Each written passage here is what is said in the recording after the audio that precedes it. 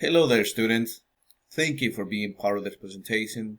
My name is Luis Silva, and today we're looking at world history, World War II, 1942, all the way to 1945. Remember, this is the second part of this presentation. What will we learn today? Today we're going to explain the aggression and conflict leading and during World War II in Europe and Asia, including the Italian invasion of Ethiopia, the Spanish Civil War, the rape of Nanjing in China, and the German annexation of the Sudetenland. Let's move on. From 1939 all the way to 1942, the Axis powers dominated Europe, Africa, and Asia. Germany used blitzkrieg tactics to dominate Eastern Europe and Western Europe as well. England was going through a very difficult time as it was wounded from German attacks during the Battle of Britain. Hitler also decided that he no longer needed Joseph Stalin and broke the Nazi-Soviet non-aggression pact and decided to march into Russia. The German and the Italian armies dominated North Africa, threatened the Suez Canal and the oil fields in the Middle East.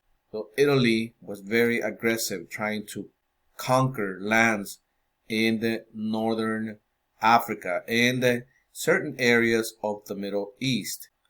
On the Pacific side of the world, the second theater of this particular conflict, the Japanese dominated Asia, crippled the U.S. Navy after the Pearl Harbor attack, and seized most Western colonies in the Pacific. However, the Allied powers began to turn the tide of the war in 1942 and defeated the Axis powers by 1945. Here we have a timeline of events during this conflict. You have the two theaters. You have the European theater that basically began in 1939 and ended on May 1945. And you have the Pacific theater that basically began, in particular for the United States, on December 1941 and ended on September 1945 when Japan surrendered. You're more than welcome to pause this video so that you can go over all of these very important events. When the United States entered World War II, Stalin wanted the Allies to open a Western front and divide the German army. Remember that Joseph Stalin had signed a non-aggression pact with the Germans, and Adolf Hitler broke that pact and attacked the Soviet Union. And now Joseph Stalin actually wanted the Allies to go and actually help him first, which was in a way unfair because Joseph Stalin had been aligned with Adolf Hitler. Instead of following what Joseph Stalin was asking from the Allies, Britain, the United States, agreed to fight the Axis powers in North Africa, and this made Joseph Stalin very angry. The Allies defeated Germany at the Battle of the Alamein in 1942 and then pushed the Axis powers out of Africa. You see here on the map how the battles were taking place in northern Africa and how the Allies were able to start pushing the Axis powers out of North Africa back to Europe. The Americans and the British troops invaded Italy, were able to take Sicily in 1943, and were able to also seize Rome in 1944. In 1945, Mussolini was captured and executed by the Italian resistance. The Italian people were not very happy with what was going on, and they decided to take the law into their own hands. And you see the image to your left, that is Benito Mussolini being killed in 1945. Meanwhile, the Soviet army stopped the German attack at Moscow and Leningrad in 1942. This was a turning point also for the Soviets, as they were able to prevent Adolf Hitler from marching deeper into the Soviet Union. The Soviets defeated the German army at the Battle of Stalingrad, and this became a turning point in the war. The Soviet victory at Stalingrad was a turning point in World War II because the Russians began pushing towards Germany from the east by 1943. Remember also that Germany was fighting a two-front war. They were fighting at the east with the Russians, and they were fighting at the west mainly against the United Kingdom. In 1943, Joseph Stalin from the USSR, Franklin Roosevelt from the United States, and Winston Churchill from Great Britain met in Tehran to coordinate a plan to defeat Germany. At Tehran Conference, the Big Three agreed to open a second front to divide the German army. And by 1944, the Allies decided to open a Western Front by invading Nazi-occupied France. In this case, the plan was to take over France, and once France was in the hand of the Allies, move to Germany. Operation Overlord, also known as D-Day, in June 1944, was the largest land and sea attack in history. The Allies decided to put all of their efforts, their energies, and decided to risk everything by attacking Adolf Hitler from this particular point in France. The Normandy invasion was deadly, but the Allied victory created a Western Front. As you can see here from the images, you see that the United States, the British, the Canadians, they were working together in order to move into the coastal areas of France. And you see different areas such as Utah, Omaha, and the other areas. Before dawn, 13,000 planes take part, 820 carry, 23,500 paratroopers, while the rest provide air support.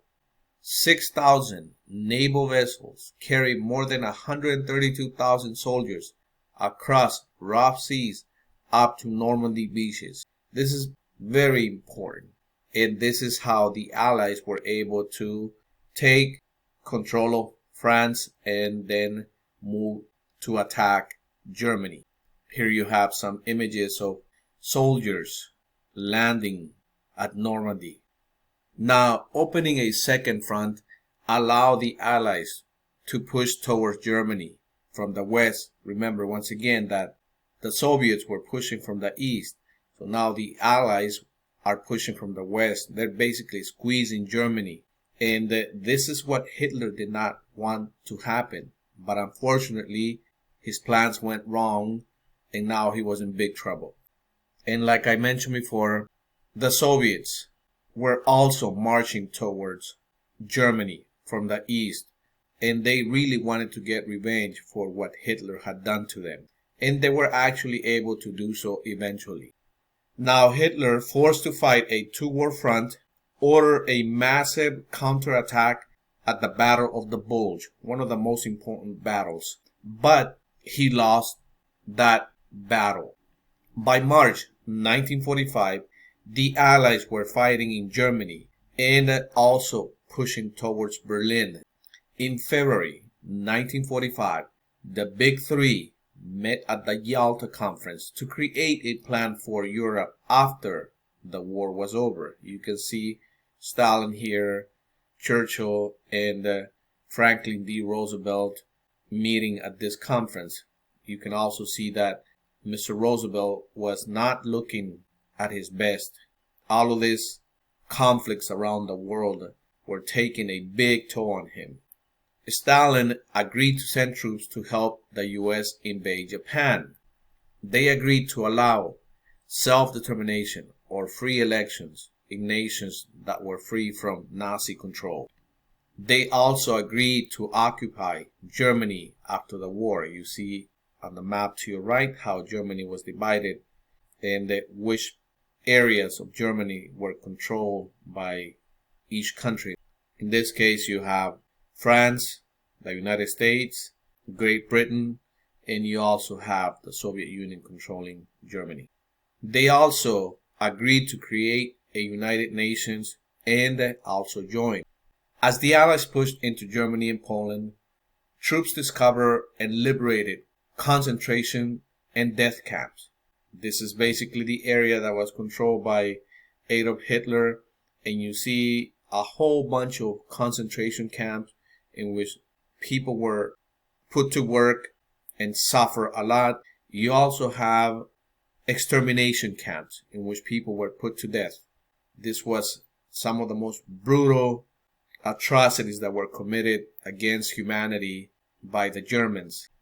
Here we have some pictures of people that were liberated from all of these concentration camps and extermination camps.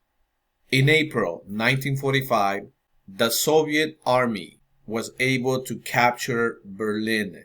And on April 30, 1945, Hitler committed suicide.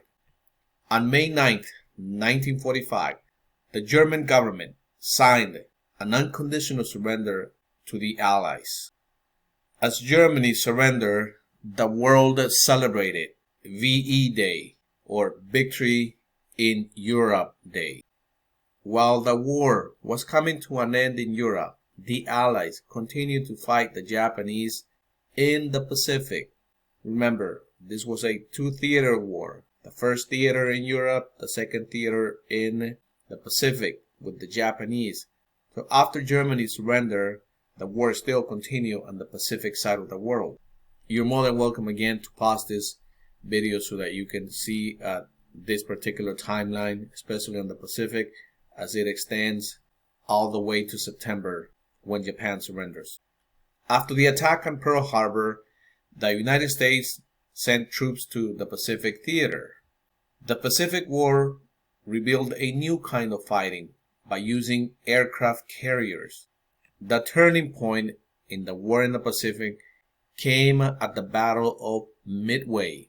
You have a map here in which you see where Midway is located. It's strategically in an area of the Pacific Ocean in which the United States could move slowly from there until they could get close enough to Japan and attack Japan. After the Battle of Midway, the Allies began to regain islands controlled by Japan. Very important strategy by the United States. Now, Japan did not play by traditional rules in war. Kamikaze pilots flew planes into battleships and aircraft carriers in order to destroy those battleships and aircraft carriers. Japanese soldiers refused to surrender and tortured Allied prisoners of war. Here we have another picture of an airplane that it seems like it has been shot down, but it seems like it's on its way to land on this particular aircraft carrier. Here you have more images of how brutal this conflict was between the Japanese as well as the United States. Here we have another brutal picture to the right hand side of Japanese torture and killing prisoners of war.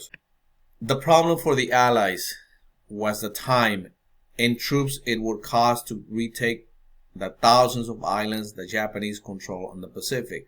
Therefore, they had to come up with different strategies.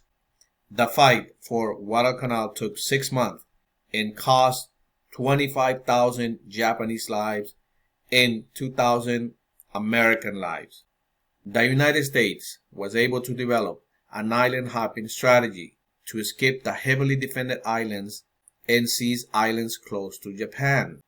From 1943 to 1945, the Allies took back the Philippines and were moving very close to Japan. And the Japanese were very afraid because they knew that the United States was coming after them. In the year 1945, the Allies won the islands of Iwo Jima and Okinawa. From these islands, the United States began firebombing Japanese cities. You can see the image to your right, the drawings to your right. You see how the United States was slowly attacking Japan.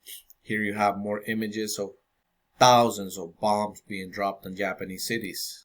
Once the United States was able to get close to Japan, the Japanese were suffering as the United States was out for revenge.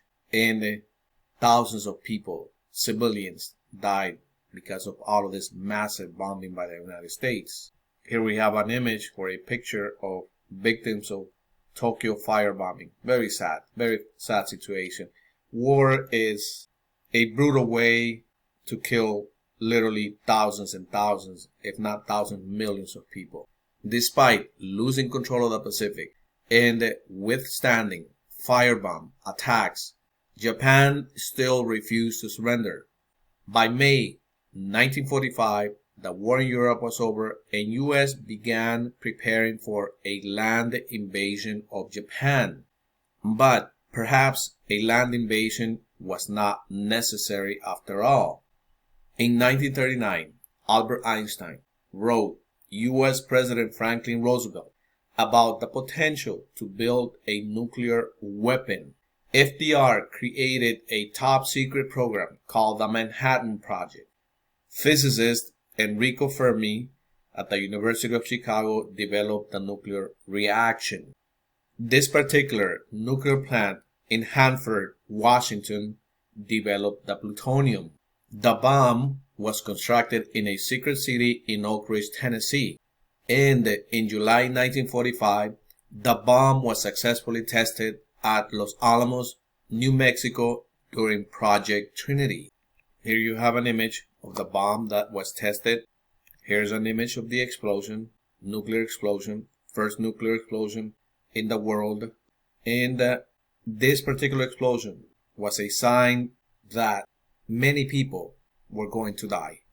On April 12, 1945, unfortunately, President Franklin D. Roosevelt died, and his vice president, Harry Truman, had to decide how to end the war in the Pacific. In July 1945, the Big Three met at the Potsdam Conference to discuss the end of World War II. Now you see in the middle there is Mr. Truman instead of FDR. President Truman learned the atomic bomb was ready and issued the Potsdam Declaration to Japan: surrender or face destruction. When Japan refused to surrender, Truman ordered the bombing of Hiroshima on August 6, 1945. After 3 days, Japan did not surrender, so a second atomic bomb was dropped on Nagasaki, and you can see the pictures to your right. Total destruction. But with the first bomb at Hiroshima, the Japanese did not want to surrender, so a second bomb, unfortunately, had to be dropped on Nagasaki, and this actually brought World War II to an end on the Pacific side of the world. After the second bomb, Emperor Hirohito finally agreed to surrender. Finally, World War II was over. Now, in conclusion, the impact of World War II. World War II was the biggest, most deadly, and most powerful war in world history. And we have an image here that shows us lives lost during world wars. You see in World War I how many died, and you see World War II how many people died. World War II, most of the deaths were civilians. Here we have also military casualties, World War I as well as World War II. Now the impact of this war. Europe was destroyed by the war and lost its place as the epicenter of power in the world. The United States and the USSR emerged as superpowers and rivals competing for influence in the world. A United Nations was formed to replace the League of Nations to help promote peace, and the colonized nations began to demand independence from Europeans. We have come to the end of this presentation. Please make sure to subscribe, and I will see you in the next presentation.